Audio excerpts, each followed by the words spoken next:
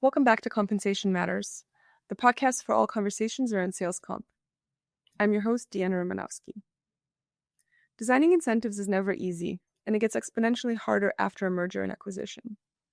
Priorities shift, systems collide, and alignment becomes both more important and more elusive. Our guest, Leo Rocha, is a seasoned compensation leader who's helped global organizations like Moody's, Equifax, and IBM navigate complex M&A integrations. He's a regular voice in the space, sharing practical insights through both his work as well as his writing, and he's been recognized as one of Sales Comp top 50 leaders to watch out for. Today, Leo walks us through his merge framework, which is a strategic guide for aligning incentives post-M&A. If you've ever found yourself trying to unify plans, priorities, or people after a deal, this episode is for you. Leo, welcome to the show. Hi, Deanna. Thanks for having me on. Before we jump into this, can you tell me a little bit about your background and how you ended up working around sales comp? Yeah, of course. I love that question. Of course, I didn't grow up thinking I'd be a sales comp professional. That's definitely not something that was on my radar.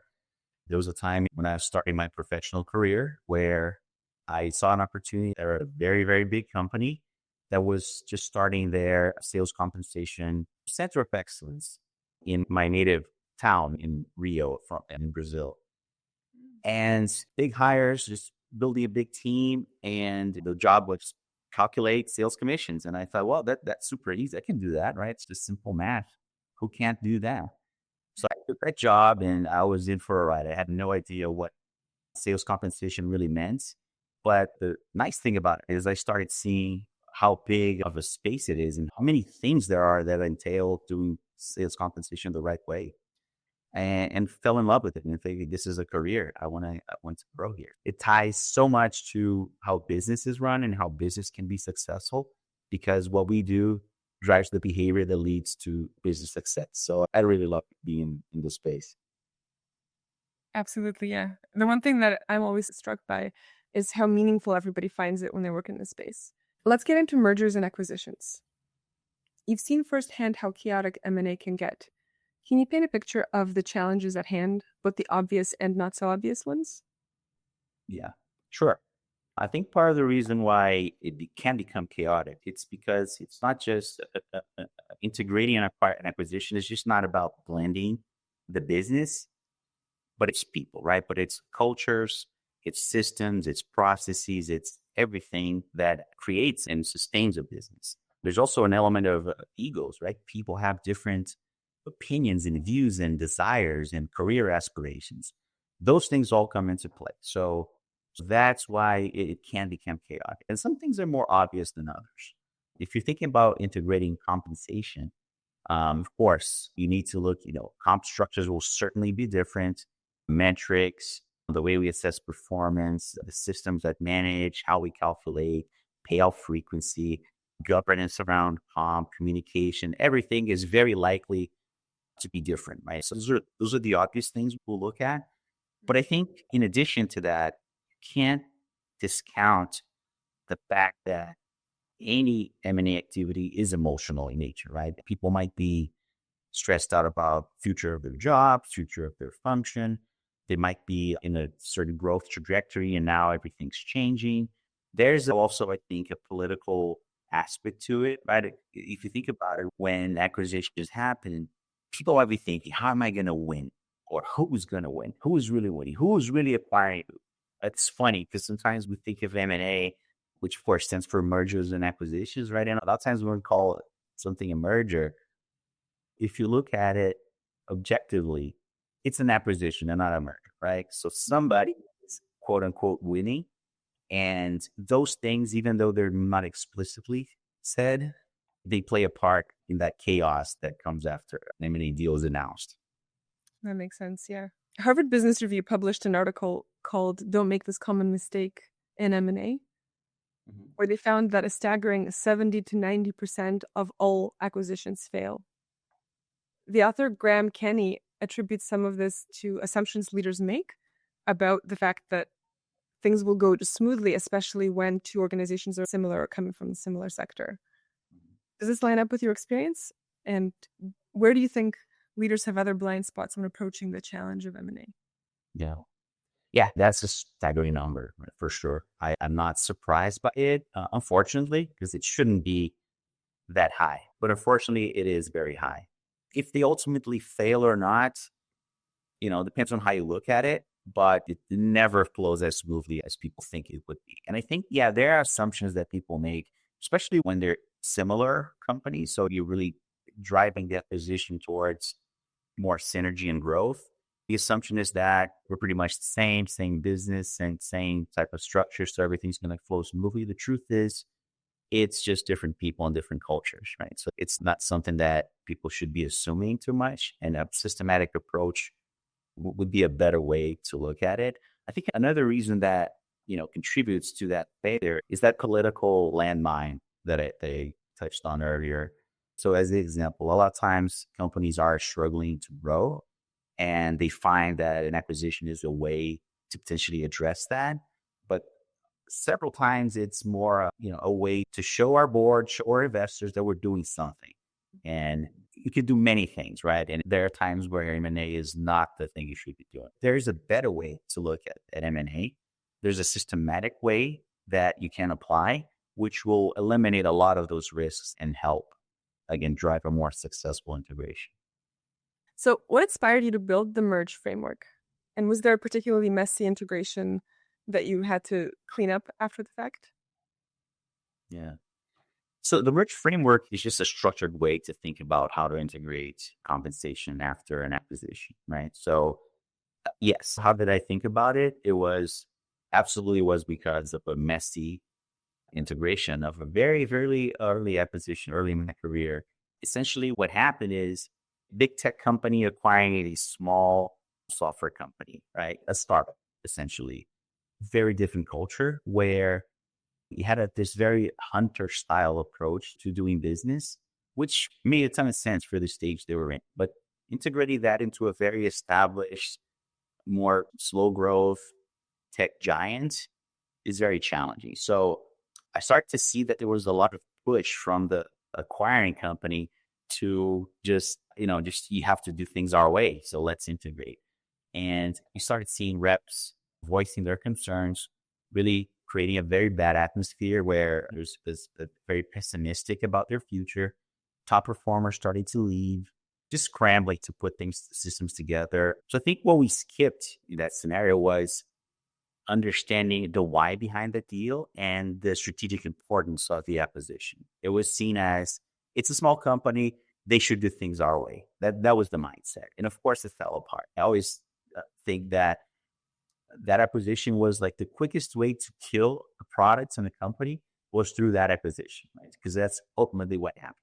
That product doesn't even exist anymore. And participating in that, I started to see some gaps. So I didn't really create a like finalized version of what I today call the merge framework, but I started stitching together the principles of, you have to seek alignment, you have to consider the people, you have to think about how you make this work.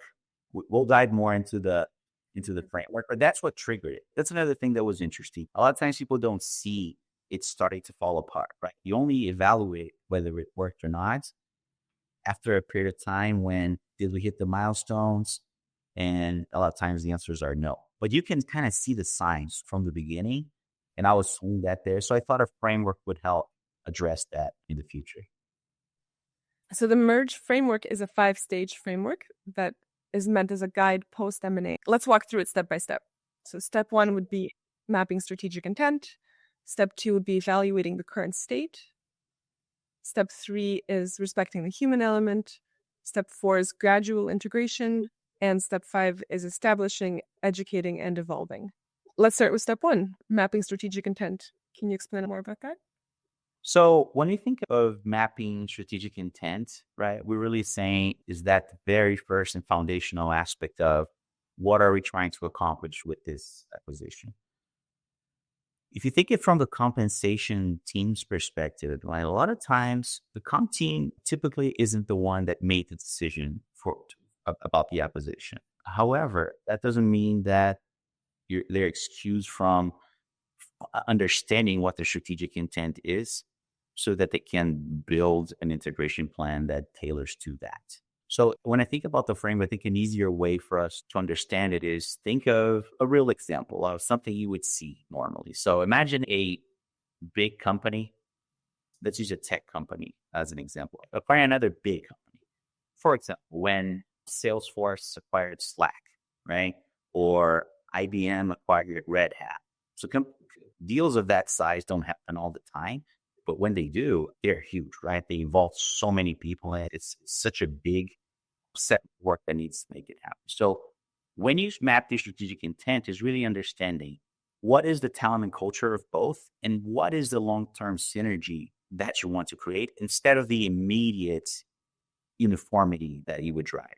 If you're looking at a different type of acquisition, think of, let's say, a bigger player acquiring a small company, right?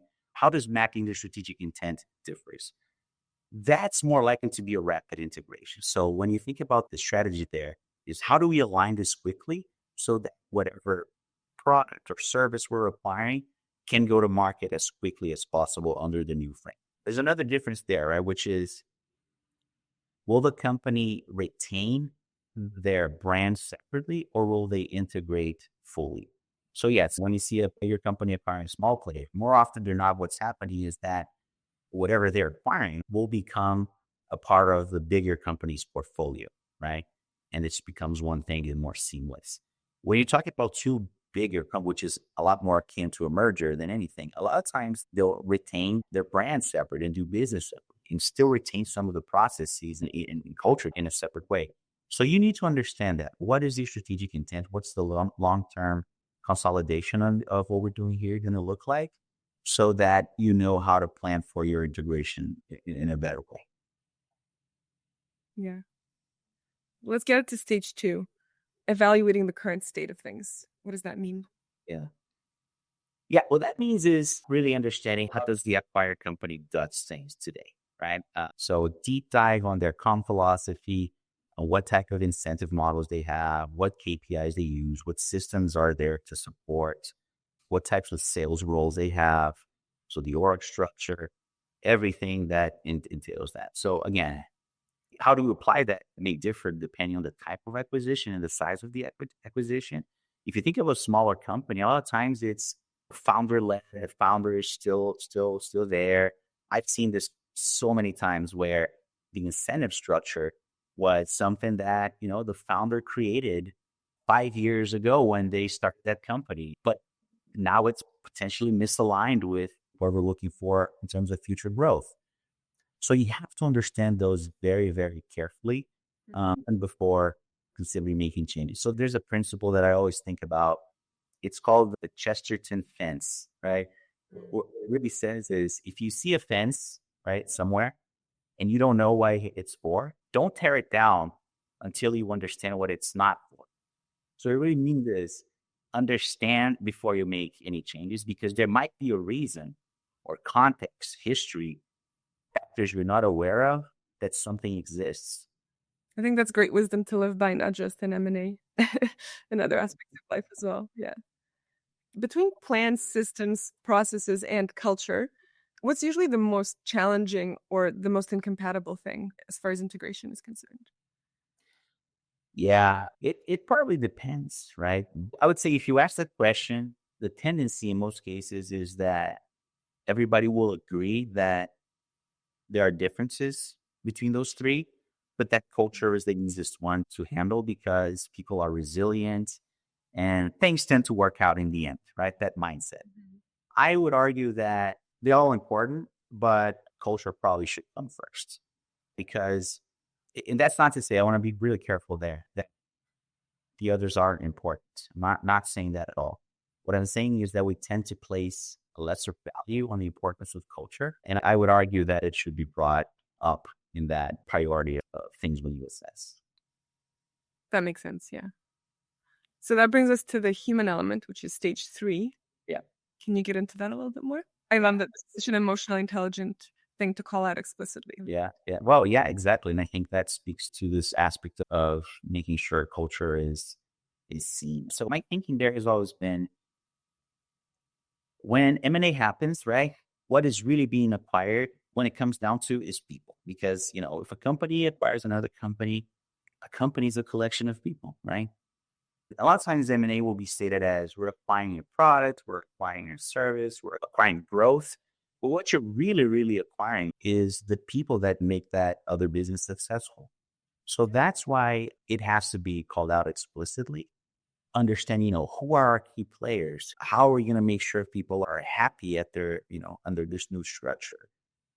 Who can we not afford to lose? So that's where you have to look at that human element, is to understand how that's going to play a part, and not just hope that people will be excited about this and we're going to create great plans, but you give no clarity. You don't account their career journeys. You just hoping that it's going to be good for everybody, and it's not going to be good for everybody. That's the truth, right? So how do you manage that? So that's why it's important to really respect that human element and think about how you communicate with people, right? Don't leave them hanging. Don't leave them making assumptions. Make sure everything is as clear as possible for you people. Yeah. Carlos Ghosn, who also lived through a lot of M&As himself, he's said every time that you make a merger, someone loses their identity. And I think that that's pretty poignant and dovetails with the point that you made that attrition does happen. How do you respect the human element in a way that prevents disengagement or attrition? Yeah, it's a great question. So I think we have to start with the understanding that you cannot prevent 100% of attrition. Even if you're not making an acquisition, there will be attrition. However, you need to establish what good looks like. What's our benchmark? How much attrition are we comfortable with? And a lot of times that just means, okay, our historical attrition has been, let's say it's 3%, right? And making up a number here. And maybe we want to make sure we don't increase that. We keep, just at the historical level. So that's when you need to look at people's comp, right? In one part, in a holistic manner. Acquiring companies need to make sure that they are kept whole, essentially, right? So what are we offering that people still can be as successful as they were before? Ideally, what I would propose is you create compensation structures where you say, look, in order to make X, you had to do Y. Now, in this different world, maybe what you have to do is different from what you were doing in the past, but you still have opportunity to make X. Matter of fact, you have opportunity to make more. And maybe perhaps that bleeds into the next stage with regards to gradually integrating. So let's talk about pacing a little bit. So how do you introduce change? Is there such a thing as too fast or too slow? Yes, I think there is such a thing as too fast or too slow. It is something to watch out for. It kind of goes back to where we started, first stage, where with mapping the strategic intent, right? What's the transition look like? So when I say gradually integrate, really what we're saying is just don't plug and play, right? You can't just go and say, okay, now you're part of a new company. This is how it's going to work, right? That's not going to work well for people. So there are companies, I'll give you an example, where they have established philosophies around acquisitions. And it's typically companies that have high volume of M&A, right? And I've seen companies in the software space, as an example, that have a policy that every acquisition is fully integrated within their first full year after acquisition. And is it good? Is it bad? Well, I would say it's a philosophy, right? So as long as everybody's aligned to that philosophy and you're making acquisitions that fit well into your system, you can make it work. Now, you could be looking at an acquisition where it's so strategic and you want to integrate that so fast into your portfolio that you don't necessarily need to wait 12 months. So let's say you want to do it in 3 months or 6 months, which is super fast. So create a bridge plan to get people to that point in a quick manner, right? That's probably more used in smaller acquisitions, but you do have to have a philosophy in place, right? Which is how do we treat acquisitions? And I've seen examples where companies have philosophies because they're used to acquiring smaller companies. And then, again, every 10 years or so, there comes a very big acquisition or more like a merger. So what do you do then, right? Can you apply that philosophy to this new scenario? Probably not, right? Why? Because the strategic intent is different. So there will be cases where you need to be specific, do like a case by case if it's not falling into your typical model, but have a target is what I'm saying. Don't just graduating doesn't mean we'll take it slow and one day everything's going to be integrated. That's a recipe for never getting full integration. Makes sense. Yeah. Have you seen that happen out of curiosity where things just don't get integrated? Or is it more common that they rush? Many times. I've seen an example which I think was even worse than that, which is there was an integration. There was a 3-year plan that kept being pushed. So it wasn't really a hard 3-year plan deadline. It was a tentative 3-year. That's how it was stated. That was, for me, the worst approach that could have been taken. But what ended up happening is that people had an expectation that things wouldn't change that much. And only after 3 years that really that it would get some traction. So what made it even worse is that after about a year and a half, leadership figured out, well, this is taking too long. Let's just do it now. So it went from it's going to take years to we're going to do it now. And that created a whole different set of problems. We saw a lot of attrition. To accommodate for attrition, we saw a lot of overcompensating as well. It was a big mess, right? So again, but it all goes back to the fact of there was no set plan and no gradual integration. It was kind of a mess of we'll do it when we can. Oh, and now, okay, actually, let's just do it now. Right? That doesn't work. A PwC article titled 5 Areas of Integration That Successful M&A Organizations Get Right found that only 14% of companies achieved cross-functional success measured by strategic outcomes 1 to 3 years post-M&A, which lines up with the HBR study. What I found interesting was that they also found that 78% of the organizations that did get it right, of those 14% of the happy cases, they spent 6% more on integration and planning, which lines up with what you're saying.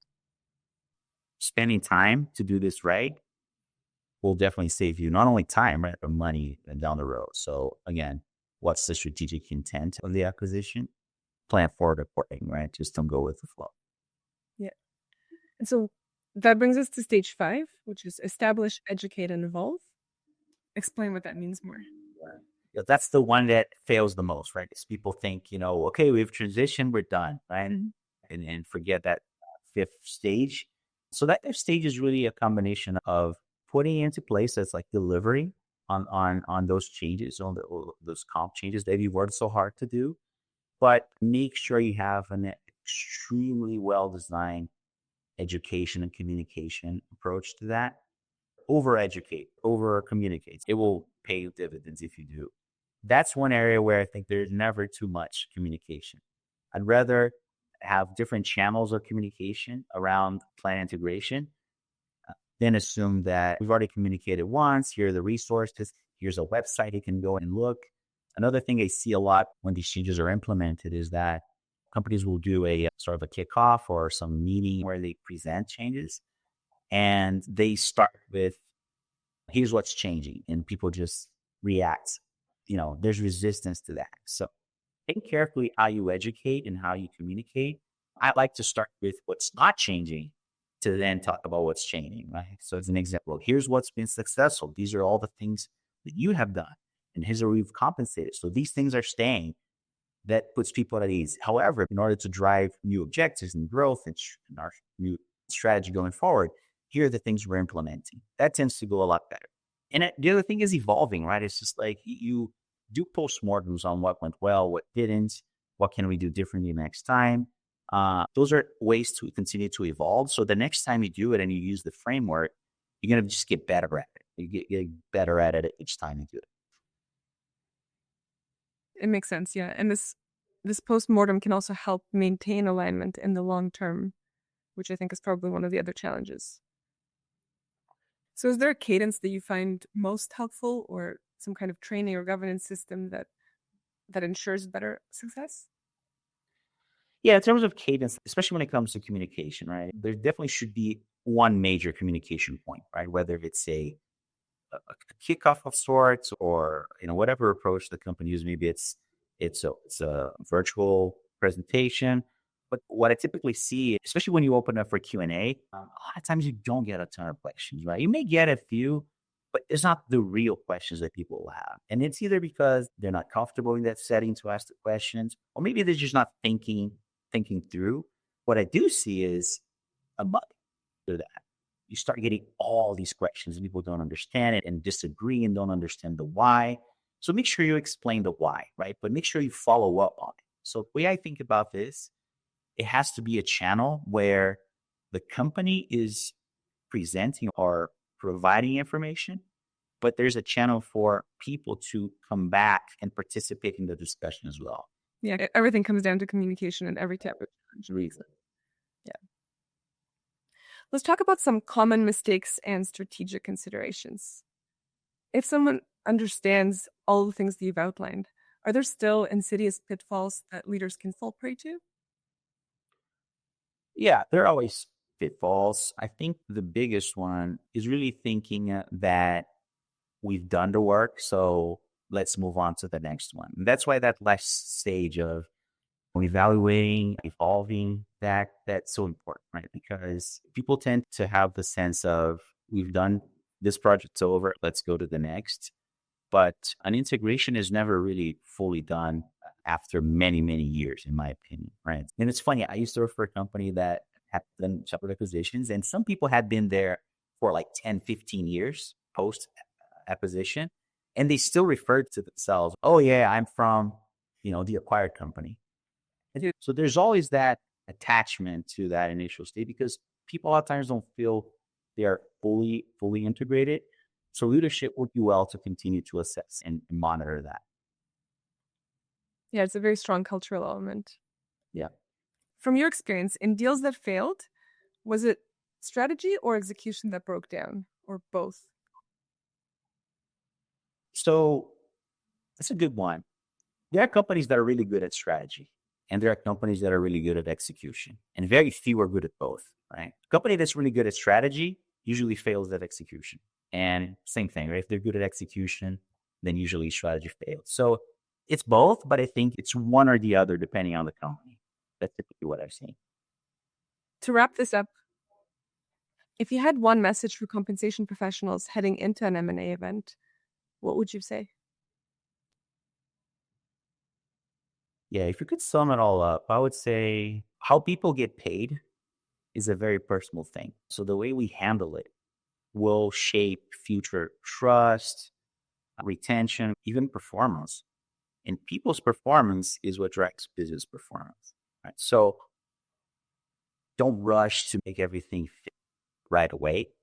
Earn that alignment as you go. Right. So really start with that empathic view, have strategy front and center, but build something that's going to be sustainable, it's going to last. And the only way, in my opinion, you can do that is by being very strategic and following some framework, right? Some sort of model to account for all those stages and not just, tackle one aspect of an integration and ignore all the other things that are relevant as well. Yeah. Learn from past mistakes, follow a framework, be a systems thinker. The recipe for success. It is a recipe for a more seamless integration, for a shared commitment among all the participants. And yes, I believe it drives a successful integration. That's wonderful. This wraps up today's episode of Compensation Matters. Leo walked us through the real-world complexity of aligning incentives after a merger and acquisition. From mapping strategic intent to respecting the human element, his merge framework offers a clear and practical path for compensation leaders navigating uncertain terrain. If your organization is facing similar change, this framework can help you lead with purpose, structure, and empathy. And most importantly, it can increase your chances of getting it right. Thank you for tuning in. Until next time.